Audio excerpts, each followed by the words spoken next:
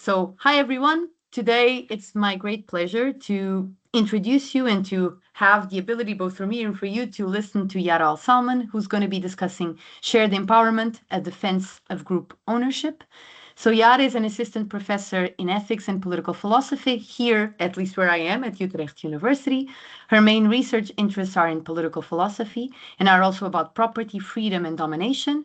More recently, professional ethics for civil servants. Yara obtained her PhD in 2022 for the thesis Sharing in Common, a Republican defense of group ownership, which was awarded with distinction, cum laude, and for which she received 2 national awards. I read parts of it and highly recommended. Yara, we are really happy that you are here with us today. You have 40 to 45 minutes for your presentation. Thank you, Katharina, for that kind introduction, and thanks to you and to Ingrid for inviting me here and for giving me the opportunity to discuss my dissertation research with you. I'll open the PowerPoint, which we checked was working.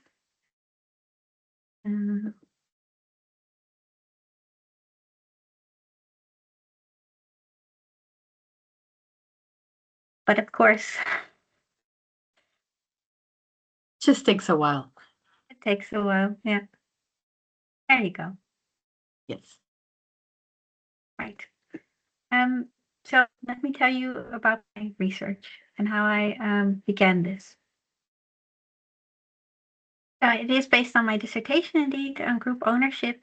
And for that, when I started doing the research on that, I looked at these sharing practices that are happening in the real world, but that are curiously neglected in political philosophy.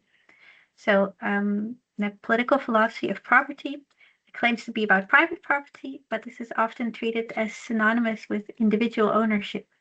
So I found no way of conceptualizing, let alone understanding the value of what was very common in the real world, but that was almost absent in literature, namely this value and this understanding of group ownership.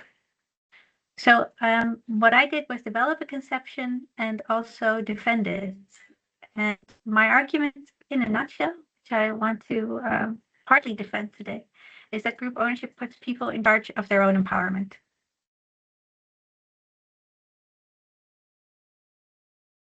And this is the outline, is first I want to develop this concept of group ownership, and then I will explain how group ownership contributes to basic non-domination. As you can see, I understand empowerment in a Republican framework, and I will explain when I get there what I mean by basic non-domination. And as simple as this outline is, it will take me all 45 minutes at the very least. I will not talk about group ownership in general. I will use specifically refer to those such regimes in natural and agricultural resources.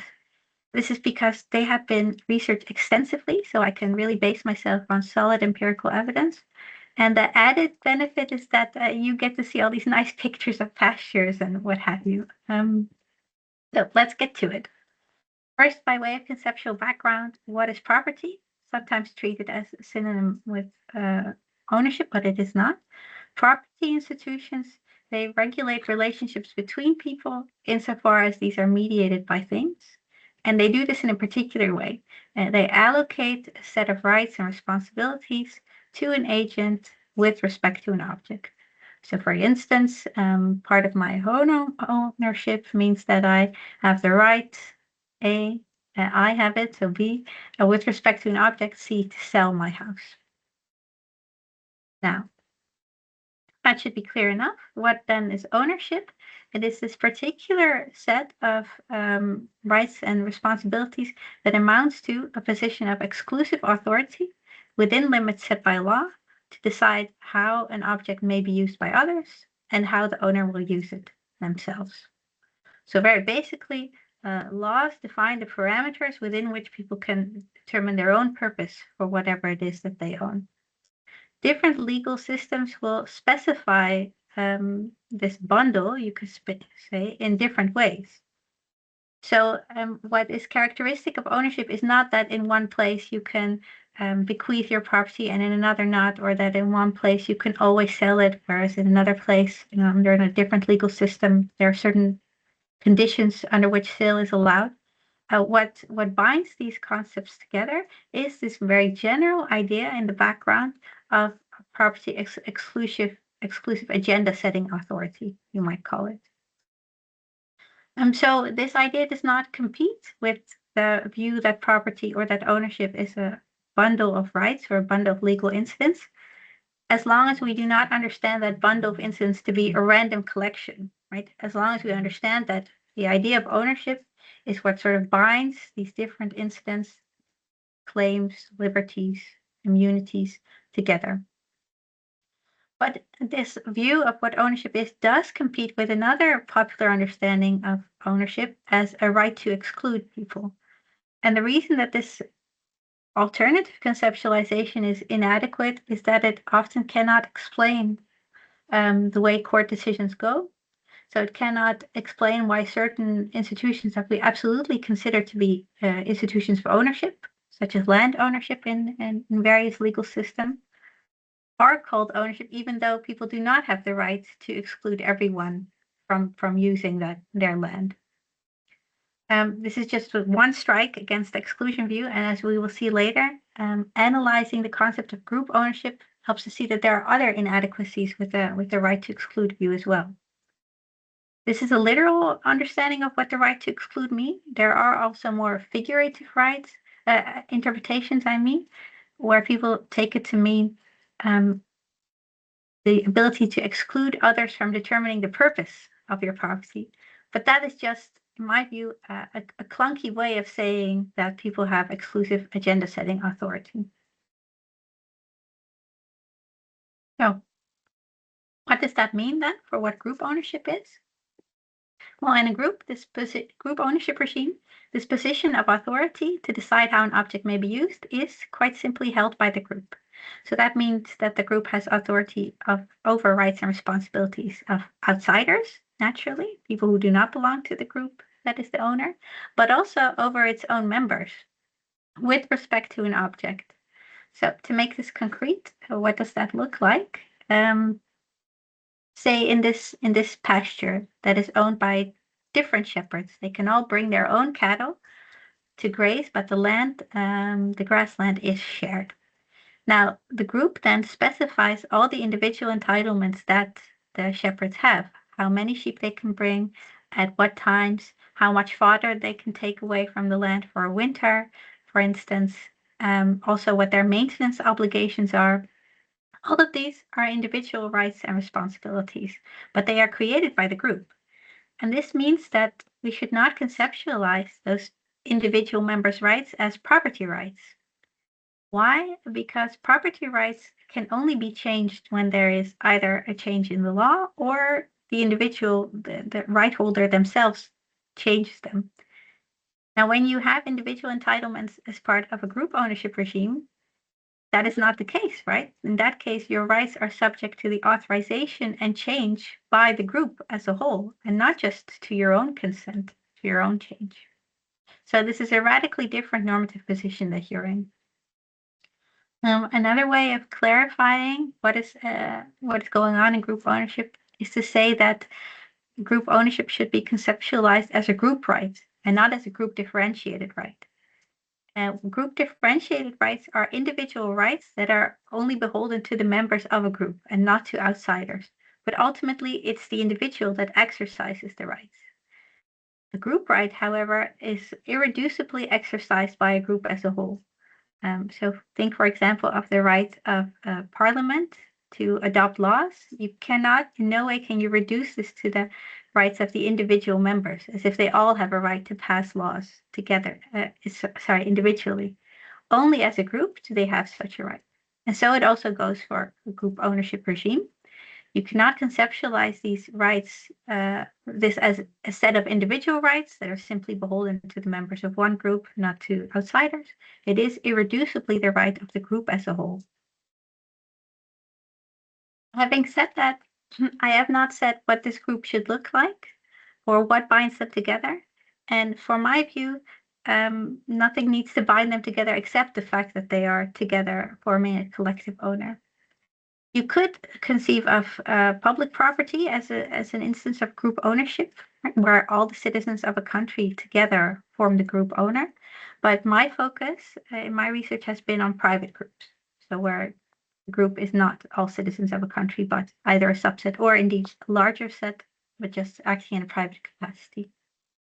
And my focus is also on cases where the authority of the group is democratically organized. I mean, internally, where everybody has an equal right to participate in the decision-making process. So that is the conception that I will focus on, and I have also explained to you what the more general concept of group ownership is. Now, this form of group ownership makes a certain way of sharing possible, namely sharing where people use a resource according to decisions that are collectively and democratically made and that are also binding. And as such, it is distinct from many other forms of sharing. So it is distinct, for instance, from open access regimes like you have on the high seas, where there is no regime at all and people can simply use it as they want. There is simply no collective decision-making structure. It is also distinct from aboriginal title, as you have in, for instance, Australia, where people have a right to use land in accordance with certain traditions of their community, but they do not have a right as a community to change the ways that they use land or to change those rules. So they are bound by older traditions, and in fact, the court judges whether their use is in accordance with those traditions.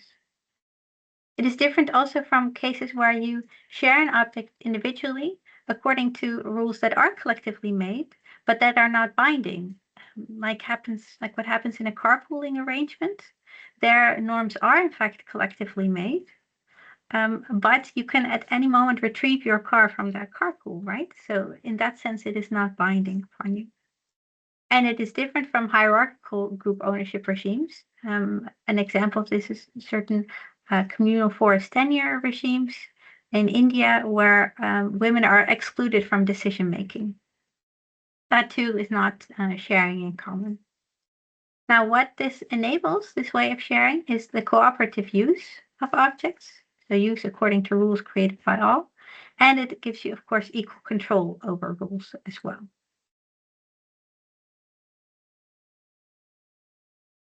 Now, just from this conceptual discussion, I think we're already able to draw several important conclusions. So I want to highlight those. The first one is that individual property rights are not as ubiquitous as is sometimes believed. So, Lawrence Becker, very well known for his research on property, found that there were individual entitlements everywhere in the world, everywhere individual entitlements to use goods. And so he concluded from that therefore everywhere in the world there's some form of individual property. And this was supposed to have moral significance, right? If that is true, then the burden on people defending alternative property arrangements becomes very heavy indeed. And instead, everybody almost needs to assume that individual property rights are necessary and are dominant for a reason. But as I've shown, sometimes things that look like individual property rights are in fact entitlements held by only subject to the authorization and the design and the change of a group. This is a radically different position, right, that you are in, where it's not your own consent that matters, but the consent of a group to be afforded that right. And that group is not all citizens of a country, but is a subgroup. This also means that in many cases where we are seeing individual entitlements, what we're actually looking at is at rights of individual members within a group ownership regime. So by contrast, group ownership may be much more prominent than certain philosophers have believed. Second implication is I believe that this that understanding the idea of group ownership well delivers another strike against the exclusion view of ownership. Why? Because that view does not deliver an account of how group ownership is supposed to work internally. Now, if you conceive of ownership as agenda-setting authority to decide how an object may be used, then it is clear why the group is in charge both of what outsiders may do with an object and of what its own members may do with an object. But if you conceive property as exclusion, it's very unclear what the relationship is between the group as a whole and its individual members. Now, a defender of the exclusion view could say, oh, that doesn't matter because I don't think that that is the purpose of property law anyway. I think that should be up to corporate law and also then to philosophers that are concerned with corporate law rather than with property law. But I don't think this defense is available to that view because it's the very act of exclusion itself that they can no longer explain on group ownership. Because what is exclusion supposed to look like when you're not talking about a group, an individual doing the excluding, but a group? Do the individuals do that separately, or do they decide collectively to do that?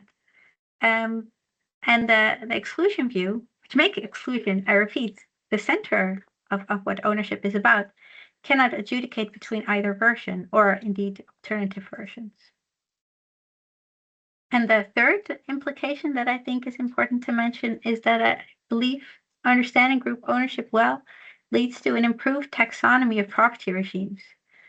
Often private, in terms of private ownership, is conflated with individual, collective is conflated with public, right? But there are private groups, and so it's better to have these two dimensions, at least these two dimensions along which we can divide property regimes, namely whether they are private or public, and then if they are private, whether we are talking about an individual or a group. Now, having explained what group ownership means, I hope cogently, let me now explain what I believe makes group ownership valuable. First, in very non-technical terms, as I said earlier, it puts people in charge of their own empowerment. And to understand what I mean by that, let me make it concrete with this example of farmers sharing an irrigation system while they each have their individual plots of land in Valencia. And this is an arid region, and yet farmers have been able to live off their land for centuries because of the irrigation systems that they share. And what this allows them to do is first, it allows them to meet very important needs. They can make a living in this way, and that means that they can be sheltered, they can meet other biological needs. And that matters from the perspective of empowerment, because if you could not meet those needs, you would be very vulnerable. You would be very vulnerable to somebody who could supply those things for you, but on extortionate terms, or in any case, on terms that they decide on and you do not decide on. So this vulnerability is removed because they are able to meet their own needs. Now, of course, they would still be subject to a capricious will if they could only meet those needs by submitting to other people in charge of the irrigation system. But in fact, in these irrigation systems, farmers share authority, and so they are not subjected to the capricious will of another person, but are only subjected to a will that they all form part of, right? That they all decide on together and on equal terms. So they are not only empowered by being able to meet the preconditions, the material preconditions of their empowerment, but also because they are in charge of decisions that could affect those material preconditions. I hope this is clear because now I'm going to put this in more technical terms.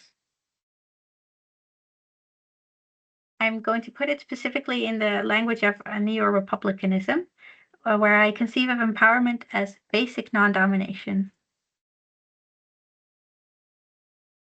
Domination, as many of you will know, means subjection to arbitrary power.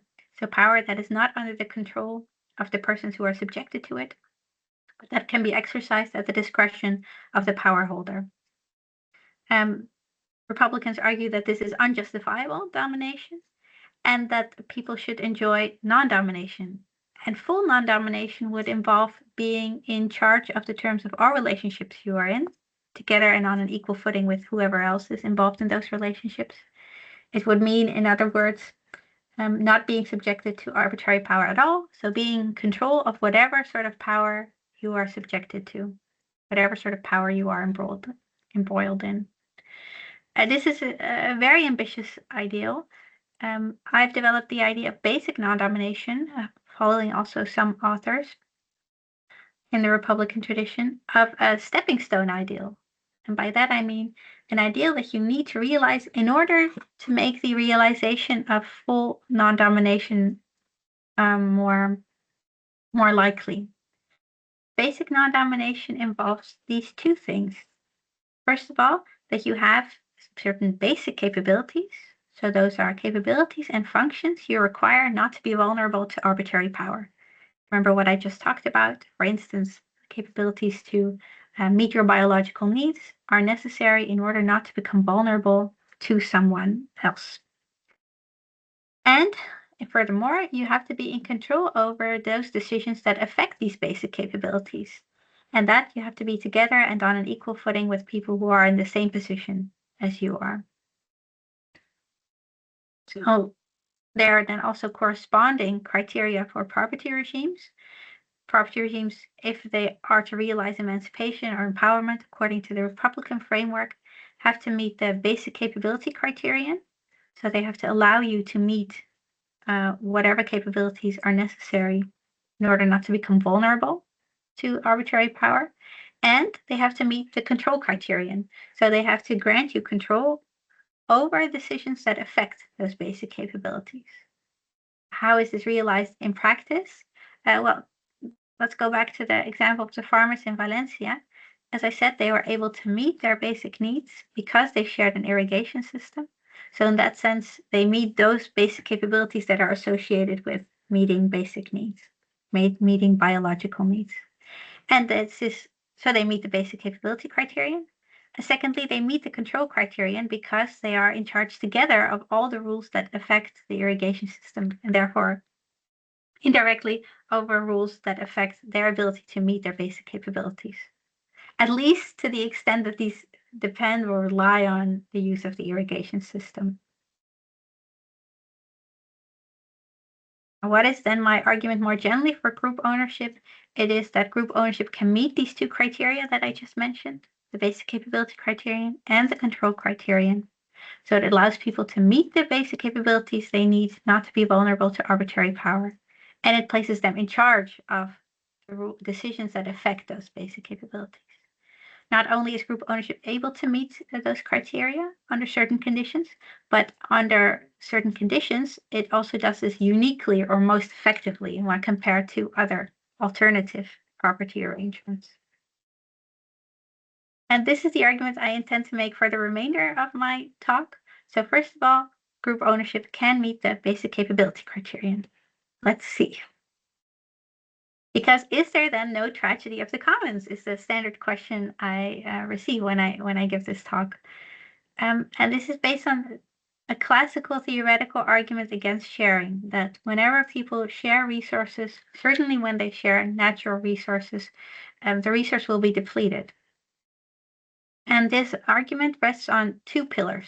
First of all, that sharing leads to adverse incentives in use, because you cannot isolate the bad effects of overuse, nor can you isolate the good effects of investing in your resource, right? They never accrue to the individual member, individual person sharing good.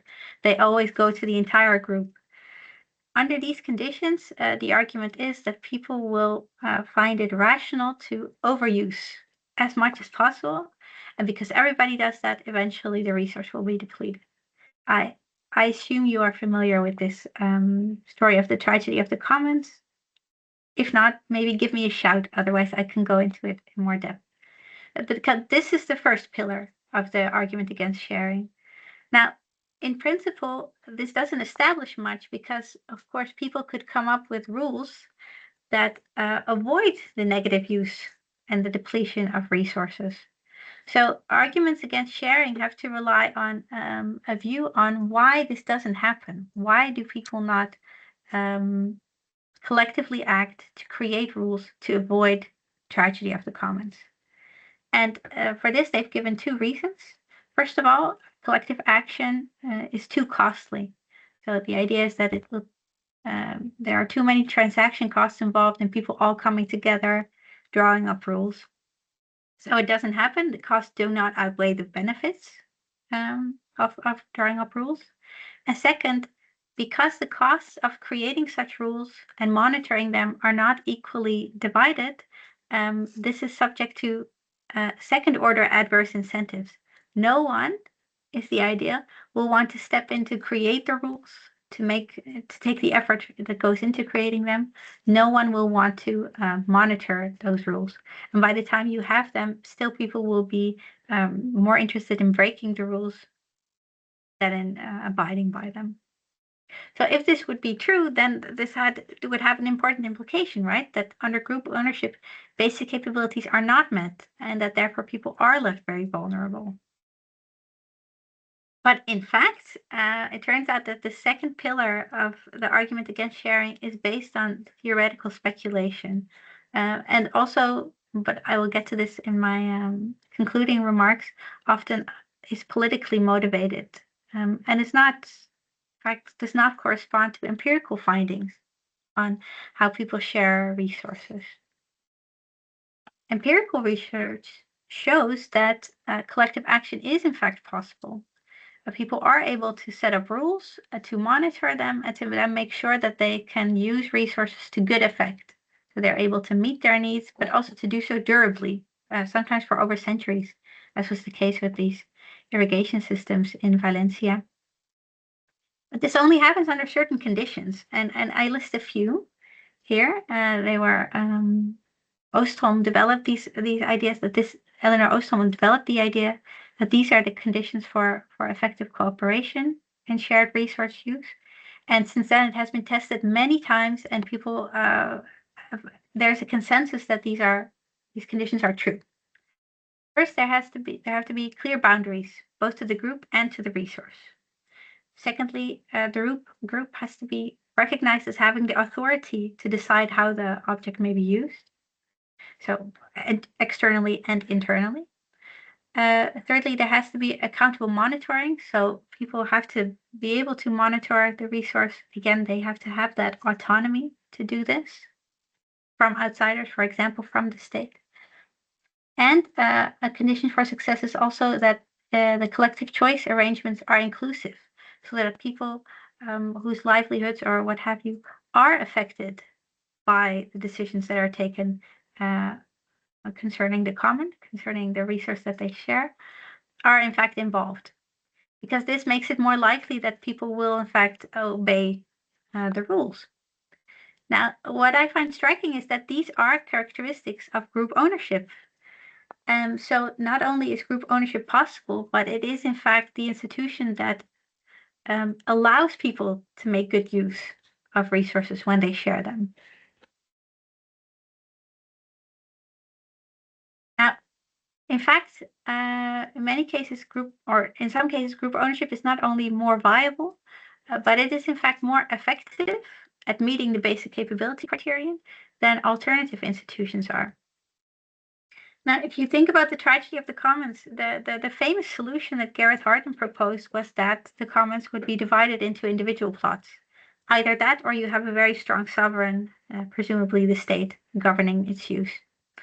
But in fact, sometimes group ownership is superior in terms of being able to meet the basic capability criterion. So in practice, of being able to allow people to meet their basic needs, than dividing the land into individual plots. Consider again this alpine pasture.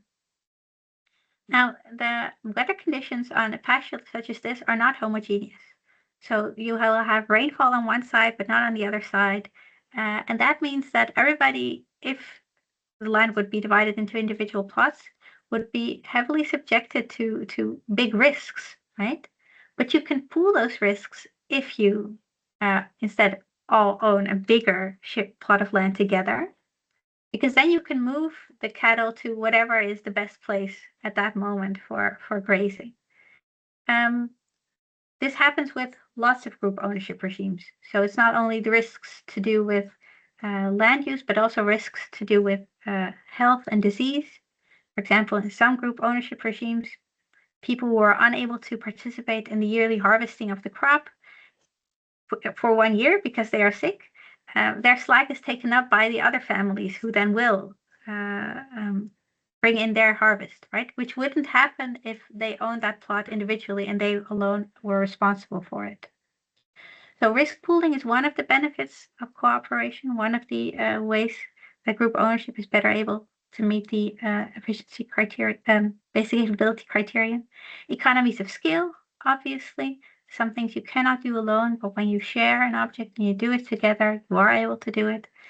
Self-binding, so because there's mutual monitoring in these group ownership regimes in natural resources, people can actually refrain from doing things that would be beneficial for them in the short run, but that would be very harmful in the longer run, like taking more water than is allowed in times of drought from an irrigation system. The self-binding wouldn't be as effective if people in fact had to bind themselves rather than being accountable to other persons and being monitored. And knowledge sharing. So certain resources like forests are really complex, and then it helps to be able to share knowledge of different parts of the forest or of different resources that you can retrieve from it with different people. These benefits of sharing are fairly uncontroversial when it comes to establishing what the benefits are of hierarchical corporations compared to individual property, but they are not as often recognized when it comes to group ownership as compared to individual ownership. For some reason, individual ownership is then still considered the more efficient institution. And, this is strange, also because it comes with an assumption, sometimes just stipulated, that surely the history of property institutions moves from shared property to individual property. What you in fact see in history is that the movement goes both ways. So I made a really nice arrow, but you're not able to see it. You just see an A with a little, but the arrow went both ways. So let me tell you that. So, but in history, it has happened that sometimes individual property holdings were converted to common property regimes and vice versa. Why? Because they are simply two different ways of governing resource use. One way is through exclusion. This is the strategy of individual property.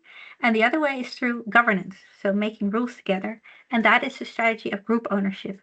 And the question of which uh, strategy is better really depends on the conditions that the resource is in.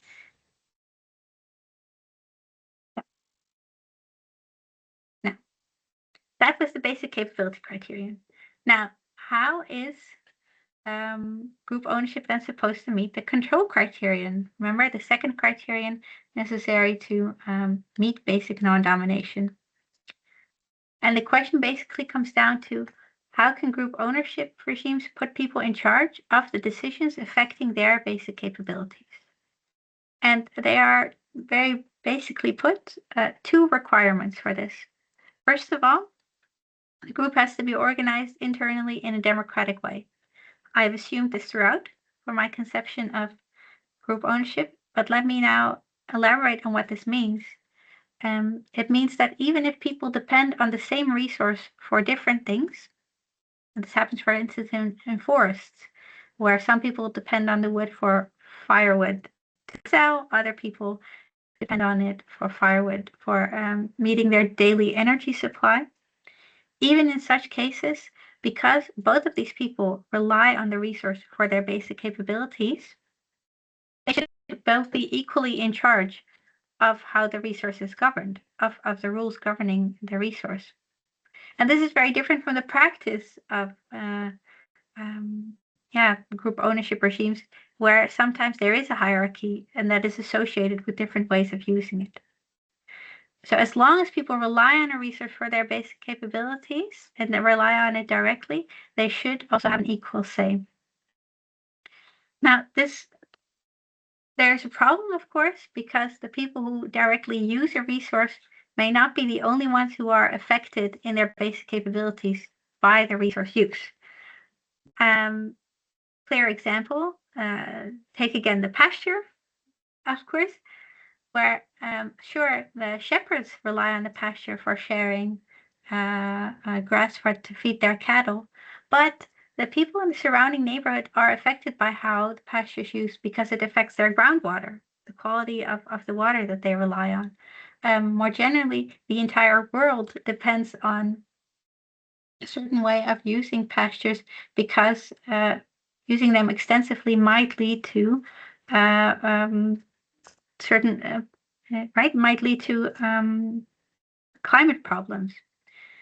So what you want ideally to still make sure that people are in charge of their basic capabilities is to have a type of democratic nesting. And I've tried to show what I mean here by these concentric circles. And the idea is that in every circle there is a democratic community making decisions only about what affects their basic capabilities. So you have the global community. Imagine that there was such a thing as a democratic global community deciding, for instance, okay, we only want Earth temperatures to rise with 2 degrees by this and this year.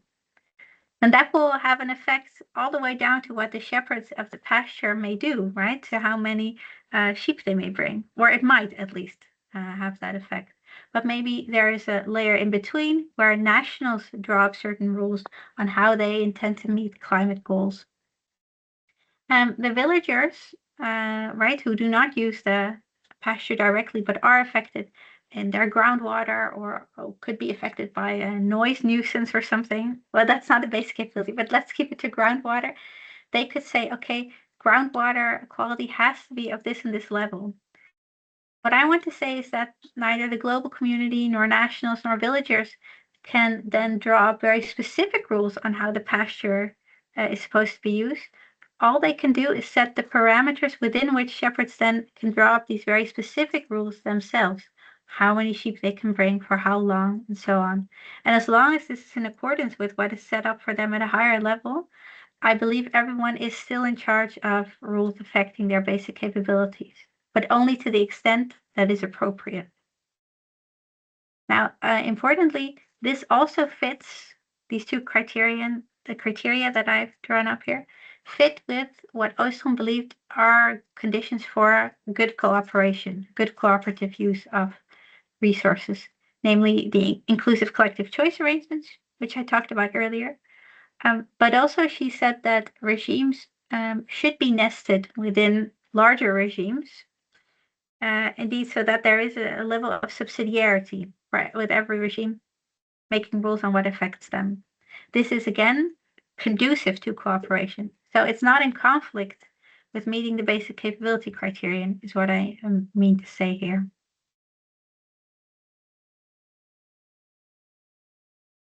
Could there not be other ways of meeting the same criterion, right? Because under public ownership, you also give everybody a say, and then people would also have an equal say on the decisions that affect their basic capabilities. So why or when is group ownership then a better option than public ownership? I believe that public ownership sometimes comes with over-inclusion, meaning that too many people get to decide um, on certain rules for resource use. Because imagine if all citizens control the use of any given natural resource, but not everyone's basic capabilities are directly affected by it, then that seems unnecessary, right? Their inclusion is not needed to realize basic non-domination. But more importantly, it could in fact endanger the basic capability criterion, meaning that it could endanger the ability of people who do depend on that natural resource to still meet it, because now people without any expertise are included in the decision-making process. Not only do they not have expertise, but they also do not appear to have a stake in it, or not as much of a stake as the direct resource users.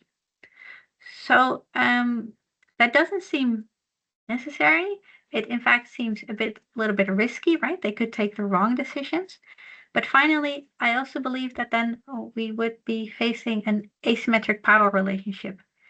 It is in itself a form of domination if, for instance, I rely on a resource for my basic capabilities and everyone gets to decide on that resource use with me.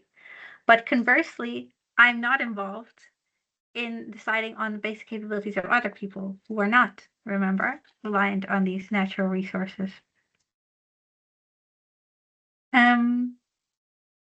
So that means that I am subjected to a capricious will, right? There's an inequality here in the power relationships, and it is an objectionable inequality.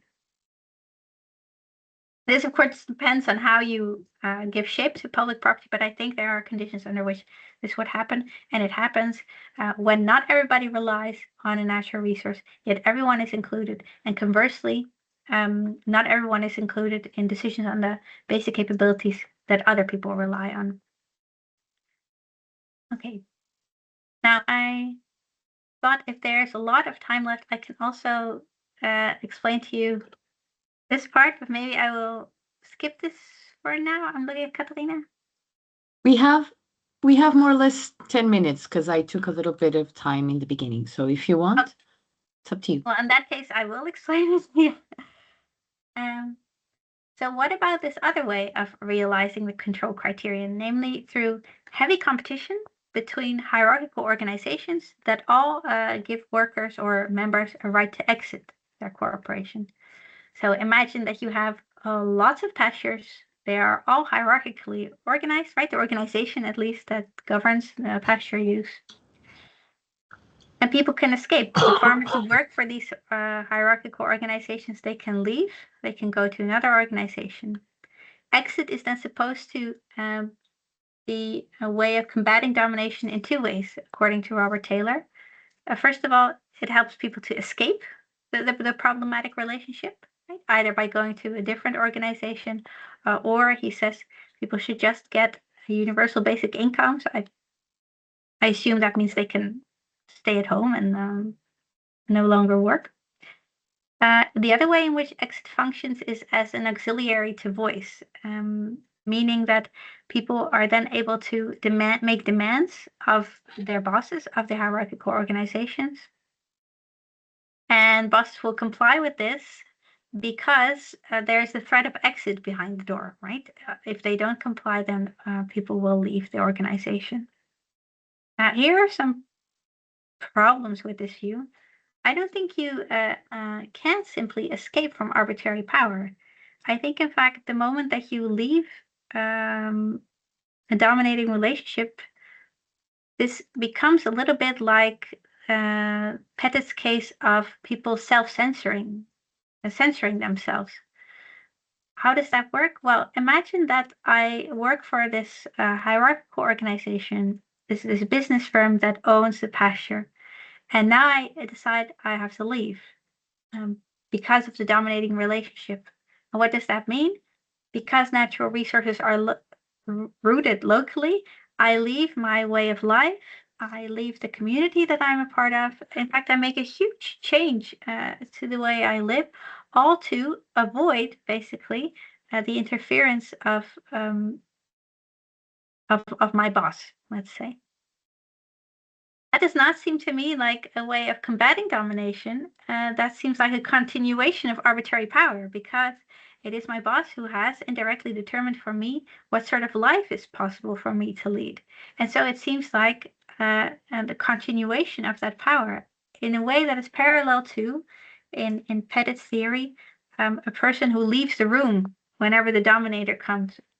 That is, in fact, a form of strategic behavior with which we try to avoid interference, but it is a symptom of domination rather than stopping of domination. So this is about exit as escape. A second, ultimately, it can only contingently work as a way of strengthening people's voice, namely, if there is a lot of competition between organizations and not also extreme competitions between, well, in this case, workers. And we don't know that that is the case. And that is problematic in and of itself because non-domination, in my view, should not be something that depends on such contingent factors, but should, as much as possible, be robust. So that when you make it dependent on whether or not there is, for example, competition between laborers or not because it is, or competition between laborers because it's unskilled or it is because or there is, well, anyway, that is wrong. Okay. I hope I've explained that. Now, what I should have said earlier is because I'm only giving a summary of my dissertation, I have not explained what makes basic non-domination valuable in and of itself, but please ask me in the Q&A because of course I have a view on this. This brings me to some remarks about whether we can move this analysis beyond the natural and agricultural resources that I've discussed here and in my dissertation. I think we can. So I think it's important, first of all, to realize that Eleanor Ostholm, whose work is so famous on common property regimes, on the commons, she did not think of the resources that she was looking at as the only or ultimate case of where people can share goods in a cooperative way, according to collectively made rules. She saw this as a test case, and she wanted to look at a simple type of organization in order to understand what would make cooperation possible, even in more complex organizations or with respect to more complex resources. And in fact, such other cases are apparent. I think you see, for instance, the mutual insurance organizations where people share funds that they can draw on in case one of them falls ill. Governed by a private group, right? Looking out for clearly the basic capabilities of its members. And according to collectively democratically made rules. And so this is the case in the Dutch Broodfonds, for instance. You have knowledge commons where people together create and share information resources. It could be software. It could literally be information articles like on Wikipedia. It could be patent pools. There are, of course, the worker cooperatives beyond natural resources and agricultural resources. And there are also energy cooperatives where people share sources of renewable energy, such as a windmill, together with the people on their street or what have you. Now, a common story in all these cases of what I would call group ownership is that there has been theoretical speculation about why sharing wouldn't work. That you have to have some sort of exclusion mechanism, for instance, through patents or through a hierarchically organized firm rather than a worker cooperative or what have you, in order to make use of whatever the resource is effective. And not only is this theoretically speculative, but it's often politically motivated. This is very clear for agricultural and natural resources, because you can look at the propaganda that developed in the time of the enclosure, when many of the common property regimes that did exist, group ownership regimes that did exist in such resources were brought under the control of wealthy landowners. And this, of course, benefited them hugely, these landowners. If you look at the propaganda, it said things like, oh, this will benefit everyone, even the people who now live off the common. What in fact happened was that was not at all the case, and the benefit solely accrued to the wealthy landowners, and people made a huge loss. Even while what was assumed also at the time that commons were unviable, that appeared not at all to be true. Commons did not succumb to overuse, in fact, in historical fact. Now, I think that there's a parallel between stories like that and the way people now talk about worker cooperatives and the way they talk about intellectual property and knowledge commons, in that there's a lot of theoretical speculation about why it wouldn't work, whereas the empirical research usually shows it does work.